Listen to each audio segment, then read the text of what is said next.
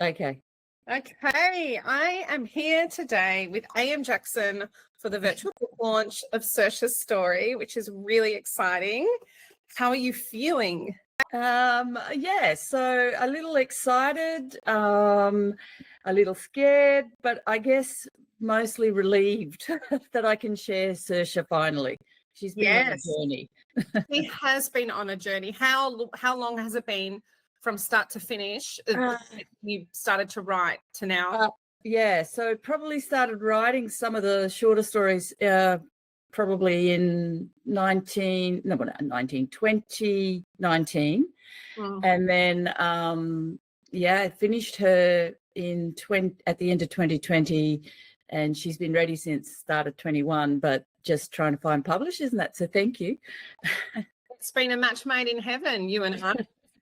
Appropriate that we are working on Valentine's Day. Happy Valentine's Day. Yeah, you too. Yes, it's kind of that thing. One door closes and a window opens. Yes. And having the wonderful Mark Berridge has made that possible for introducing us. Now, I'm just going to read your short bio so that people know a little bit about you before I start peppering you with questions about your beautiful book. A.M. Jaxon is a romantic suspense writer who grew up in tropical Queensland in a small town, and she became a pharmacist in Brisbane before attaining a PhD in business from the University of Western Australia. Her passion for women's hockey led her to coaching internationally in Barcelona, Rotterdam, and the UK, and also on Australia's Gold Coast and Perth, where you live. Mm-hmm. In 2014, A.M. Jaxon decided to leave her pharmacy career behind, and she has written 6 novels since. Amazing. Yeah. She lives with her husband and wily Westie Terrier in Perth, Western Australia. Yep. Now that we know about you, can you please tell viewers about your book, Saoirse's story? Well, so Saoirse is just not so much naive, but certainly an innocent girl who starts out with big dreams. None of us comes out fully formed, but she knows that she's got more in her. So she leaves her small town and heads out from Ireland looking for the woman that she wants to become. And in that, she meets all these different people who are experiencing all the different types of loves. And there are many types of loves when you think about it. And so this book, through Saoirse, becomes love actually, and its heartfelt connections that she ties into everyone meeting her. And then it's got the intensity and the secrets and the twists of Big Little Lies. So it's kind of looks at her courage, and she picks up some baggage on the way. So she starts off chaste, and then she begins to get very chased by the parts of life, and it becomes a little bit complex for her, but she fights through it. But we need to keep reading to find out if she'll survive.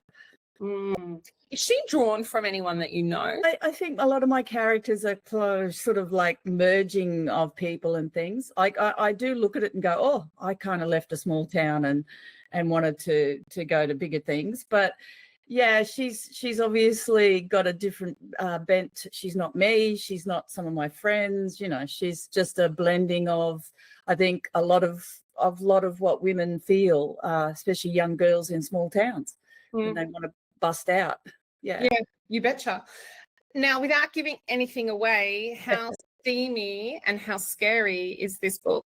Well, I'd like to say sort of shortly, it's got enough steam to put fog on your windows. Oh, I love that. And there's enough scare factor so that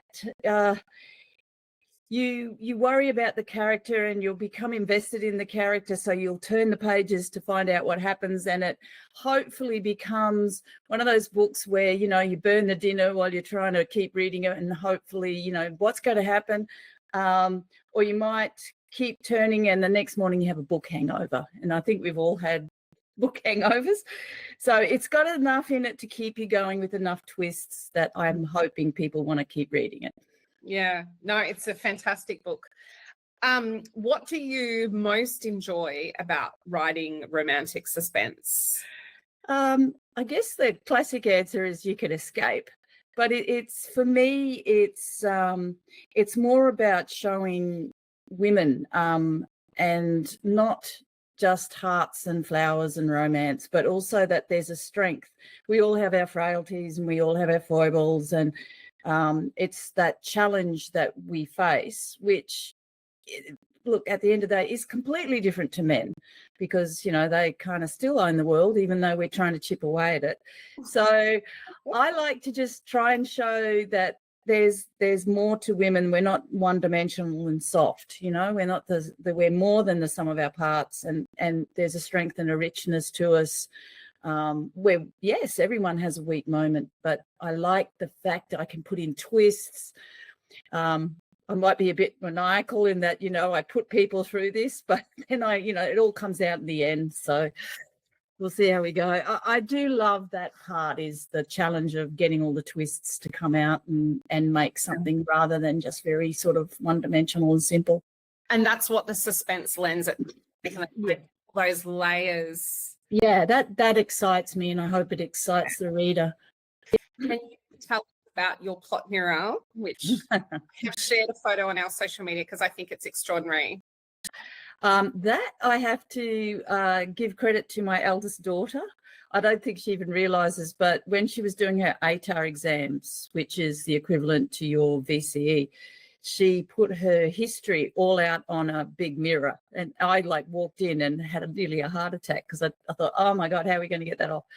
But then I realised that it does come off, and I've used it, excuse me, in coaching hockey, where I'll be showing videos and I'll draw on the screen and the girls will go. But anyway, so my twists and characters started becoming so complex, I just couldn't write them out on a page, and I lost track of things. So I thought, you know what, that worked. And I'm a bit of a visual person as well, so put everything up, put the really important things in maybe red if I wanted to highlight something, or if there's a question mark around where's this going to lead. And so visually it puts it all out there in quite a big space, and you're not crammed, and I don't lose track of, you know, there's because there's always more than just one sort of plot. There's a few that twist together. So I need to make sure that they come together, and I see that on a mirror. Big. It's amazing. Now, you've written a series previously. Can you please tell us about the Too Much Trilogy? Right. So that is the first that I've written. So they're a bit raw. It's like The Godfather meets Pretty Woman. Cool. And it's filled with sex, drugs, and rock and roll. So, and lots of rock and roll. I was going to say lots of sex. There's that too. I've learned that I need to keep the sex as much as suspense. Like, I can't have it every page, which sounds really bad, but good in a good way. Yeah. So yeah, they are the first ones I've written, and I wrote, I guess, thinking, you know, people tell you to write about what you know. So I knew about pharmacy and things like that. So it's sort of based on a character who's a pole dancing pharmacist, just happens to be. But I think overall, when you write about what you feel, whether it's like with you in nonfiction, it's what you're feeling at the moment. And if you can get that across on the page, then that makes the characters more powerful, and it makes the story more powerful. So this was me exploring with plots and twists and goodies and baddies, and so they're the first ones. That's amazing. Yeah, I love, there's a saying that you don't remember what people said to you, you remember how they made you feel. Yes. And you never forget how someone made you feel. And it's the same with a book. Like I say to people, how do you want people to feel when they close your book? Yeah. Oh, yeah. Of your book. Yeah, and that is a great analogy. You want people to be uplifted or moved in some way, or having to think about stuff. So yeah, that's hopefully, most writers would probably definitely want someone to be thinking about their book, or at least it lodge in their mind somewhere. Yeah. And I know when I finished Saoirse's story, I was hungry to find out what was going to happen next. Yeah. That is your skill as the writer of a series. Yeah. What would advice be for other authors who would love to embark on a trilogy and they can see it in their mind's view, how to keep the page turning feeling? You have to set it out first and plan. There are people who aren't planners. They don't plan their stories. And sorry, they're pantsers, not yes, they're pantsers, which is an interesting name. But yeah, and that's essentially what my first one was, and I think it got a little bit lost for me, the first three. So if you're looking at a trilogy and you're looking, you have to have more than one plot. But if you're just, it depends on what you're writing too. If you just want a one-dimensional love, when I say one-dimensional, I don't mean it in a bad way. If you want a simple love story, then you need to have the interaction of characters there to have those feelings come up that want you to turn the next page. I find when you've got the suspense, you can blend the two. So immediately you've got two plot lines. So you've got the suspense and you've got the romance. And so you can keep people sort of flitting between two. And then, of course, your characters bring an element as well. And that I guess you have to look at the story about each sort of main protagonist. So there's usually two, obviously, because it takes two to kind of fall in love. And then you've got that in your mind. So does the story move forward for one of the characters? Does it move forward for the love story? Or does it move forward for the suspense story? And that kind of then allows you to cut out some of the chaff on explaining too much, which I frequently do. So, yeah. Oh, look, I think it's a universal tendency, writers. And in terms of what's happening to your characters, when you set out, is that predestined? Or because I know when you and I were talking this week, you were talking about whether someone may die. Yeah. I don't know. I thought you knew. No. And I remember I haven't gone to, and people might say, yes, you can tell, I haven't gone to many writers' courses, but I did, couple I did go to, one of the guys talking said, your characters will actually take you on a path that you haven't thought of. And being an organised and set person who could control everything, I was like, no, that's never going to happen. But guess what? It does. And sometimes they back you into a corner and you've actually get into this mindset where you go, oh, I have to. And then you go, no, hang on. I can push them back out of this corner. They're all in my head. I'm making this. So you do get caught. And they do take you and then you go, oh, that's better. Like someone in my head, which obviously is a crazy place, the character will pop up and say something completely different to what I've imagined. And then I'll go, that works. Wow. The creativity is amazing. I think a lot of people have it. They just have it for different things, it might be. Yes. This is your superpower. Now, with all your books, you write under the pseudonym of Jaxon. Yes. You do freely share your real name. I do now that my girls are older. I see. So could you tell us about why you chose your pen name and what it's like having a pen name? Well, I think it gives you freedom. You can almost, it's not totally, but it is my alter ego in a way, It's sort of like my Superman to Clark Kent, or Superwoman. I'm not a Superwoman though, so.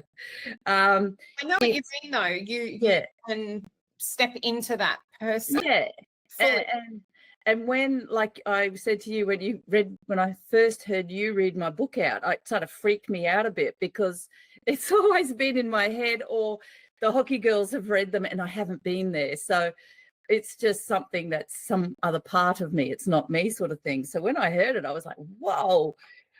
So I chose A.M. Jaxon because, well, Reek isn't a name that I felt really going to sell. I mean, I joke and say when people can't really remember it, I say it's Reek, as in smell.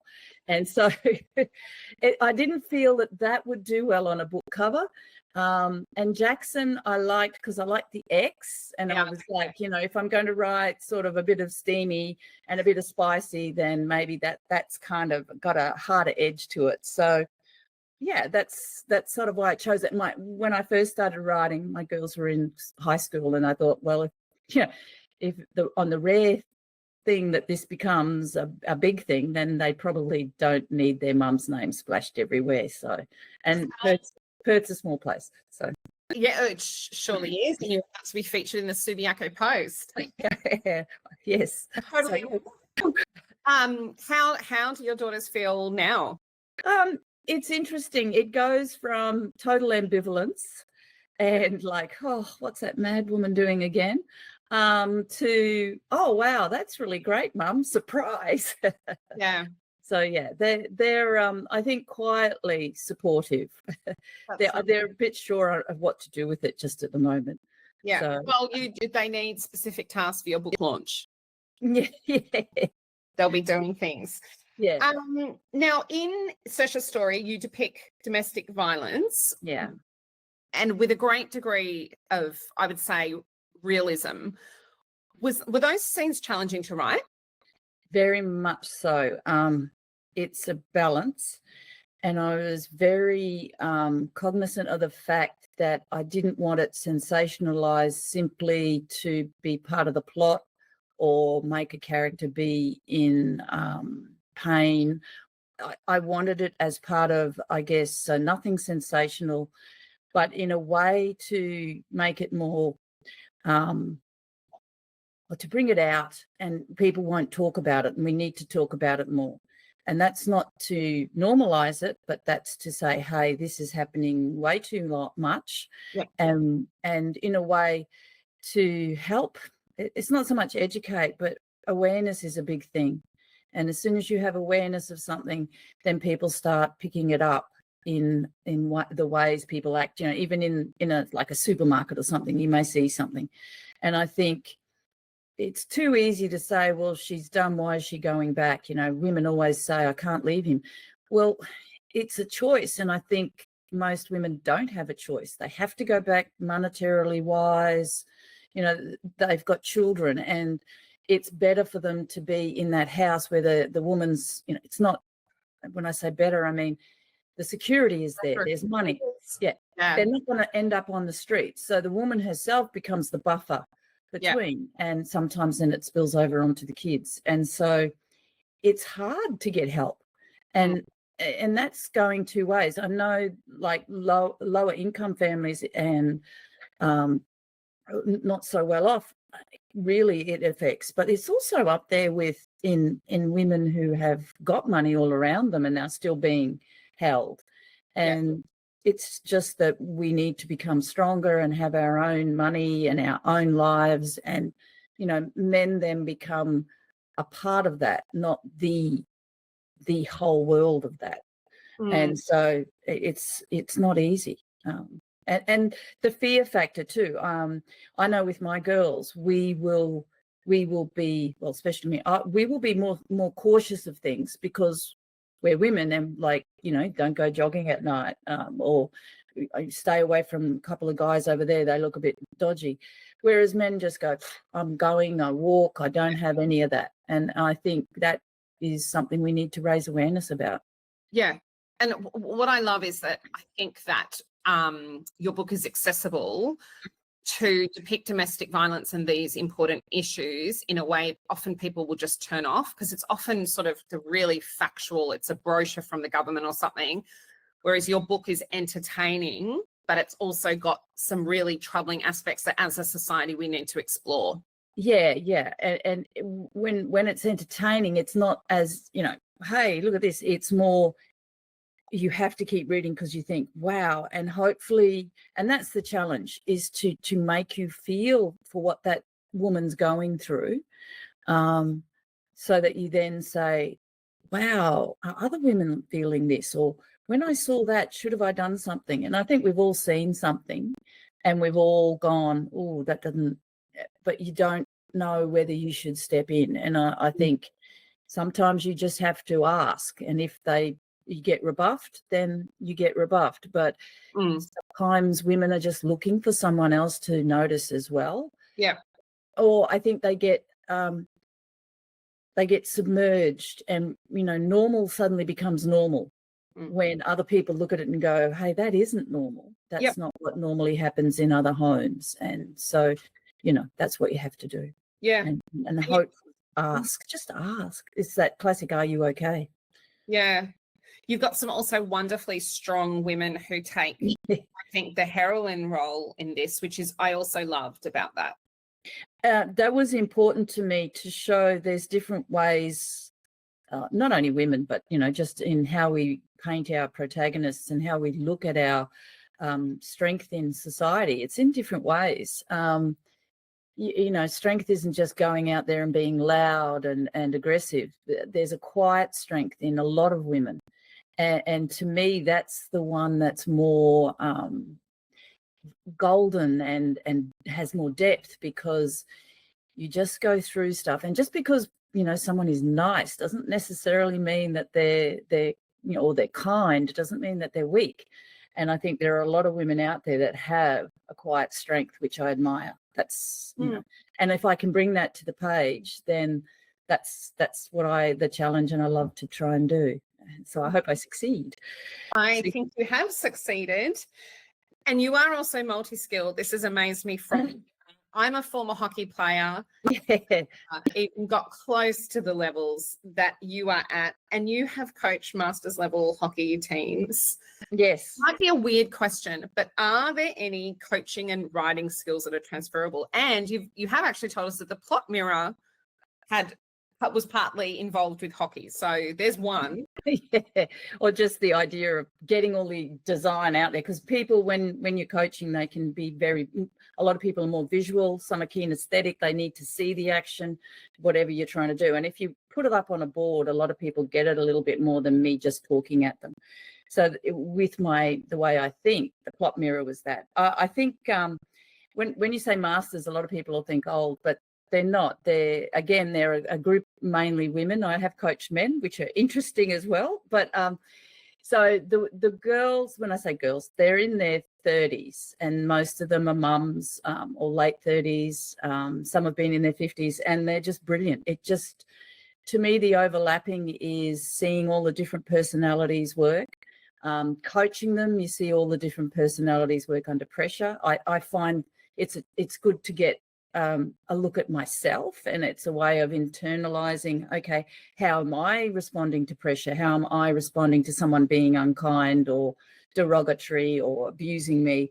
So you can then use bits and pieces of that to put into stories.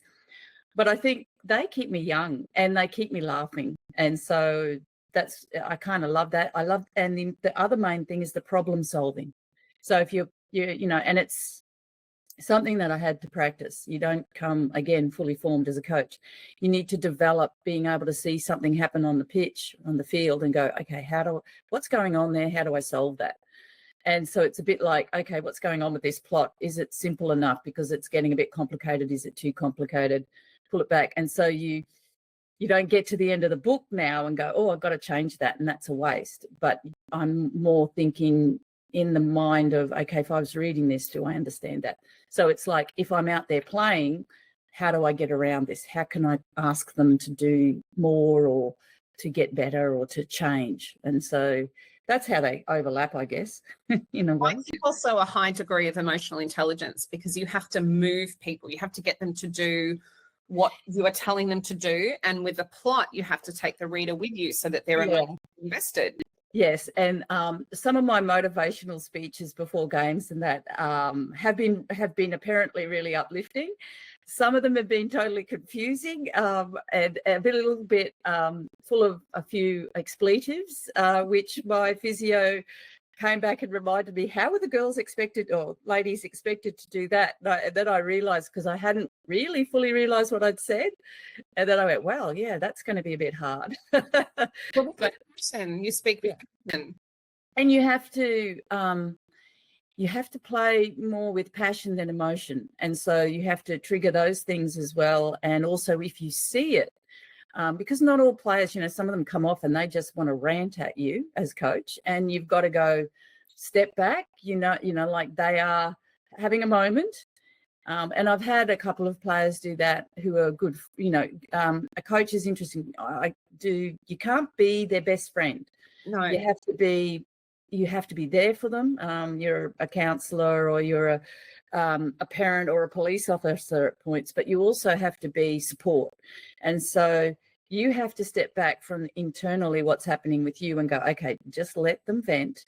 And when the emotion comes out of it, because we're all passionate, we're all here for the one thing, so, and that's to win, hopefully. Then when that sort of emotion comes out of it, then talk to them when they've cooled down. And that's a learning process as well. That took me a while not to respond straight off. So it's a bit like, the plots and getting inside, okay, what would the initial first response of this person be? But you want her to be the bigger person in this scene. So, she has to pull back. Or otherwise, sometimes it's just let it rip. And that's the thing. Place, isn't there? It's the right emotion at the right time. Yeah. And it's hard for us to get, I think. Yeah. And it's, you can always go back and go, oh, I should have done this and I should have done that. And I think we many times beat ourselves up. You just learn from it and keep going. Yes. Muddle through. Yes, we do. I have loved, you told me that some of your biggest fans are the hockey team girls. I don't know if they're fans or they're just they're intrigued by the whole thing. So yeah. Well, I believe fans is the correct term based on what you've told me. And part of that was that they have read some of the steamy scenes aloud in the bus going to a hockey match. Yeah, I don't know if it was going to or coming back, because I'm imagining it doesn't get you in. Some of the scenes don't get you in the right space for a game of hockey, or maybe they do. I didn't get to fully get through that, but yeah, yes, they certainly have read parts of it. I think it's intrigued them and it's excited them in a way, and it's unusual. Your coach is usually, she's not a writer who writes what I write. And so they want to kind of find out more. But I think it also gets rid of some nervous energy. So either on the way back or the way there or leading into a tournament. And there's a lot of nerves that's around a tournament. And, you're this confined space with these players for, a week and a half or 2 weeks. It becomes... Yeah, so this is kind of a form of release. And I don't mind laughing at myself all over it. So it's oddly team building. Yeah, I think it's amazing. I did, so I do sponsor, Jaxon sponsors some of the teams with the Dare You To thing. But we did have 1 year following, we went away and the girls were waiting for their rooms to be ready. So one of my infamous players, who's also a very skilled player, decided, and very bright, smart, decided she'd get out one of the stories and start reading it. And so they bought the legend of Stories with Stace. So the next year they had singlets, which unfortunately was COVID, but they had singlets with Stories with Stace on the back, A.M. Jaxon, Dare You To. And there's still rumours out there that Stacey will be doing audio of the books, but we'll see. Would be amazing. That is so cool. So the Dare You To as a sponsor of the hockey team, does it have the Dare You To, your strap back of the hockey shirts? Yeah, all business up front, all at the back. Yeah, so it's usually, I might believe they've had for the last couple of years, and that's what I believe. So believe, and there's been another lady, Jodie Mellor. I hope Jodie doesn't mind me mentioning it, but Jodie's sexy voice Mellor, she was the one at the World Cup reading the stories to the girls, and I got all these texts from people saying, I never knew you wrote. So yeah, it was a bit like, hang on, what's going on? Because no one told me that she was reading them until they got back, and then I was like, oh, okay. So yeah, that's amazing. So your stories are coming to World Cup hockey matches. Well, yeah, Masters hockey, yes, they are. Yes, I'm sure there were a few shocked faces on some of the mums that were travelling with the girls, and I apologise. Sure. We didn't have triglets, although the over 65 sat down with Stace and were getting quite a giggle out of it as well, and quite a surprise. So it's women are varied and wide in their tastes, and hey, more power to them. Totally. Life is absolutely for enjoying. Yeah. Okay, so can you please tell us what is next for Saoirse This is book 1 in the Love Connection series. All right. So book 2 is obviously the sequel, but it's called Joshua's Story. So Saoirse continues on her journey. We left her kind of happy for now, not necessarily happy forever after, you'll find in the story. But that's probably a spoiler alert. Anyway, she will develop more. She'll learn to love and learn more about how, that's as much as a downer as an upper. She will blossom. She'll meet more different and interesting people, and then of course she'll meet Josh, but he'll bring with himself a whole lot of baggage. So I guess she has the confidence to go out and find herself, and she's more formed, not fully formed yet when we meet her in New York. But she, I think she works out who she is, and that maybe what she finds is that the woman that she wanted to be was in there all along. She just had the confidence to bring her out. And so it's still that journey. And working in New York obviously toughens you up.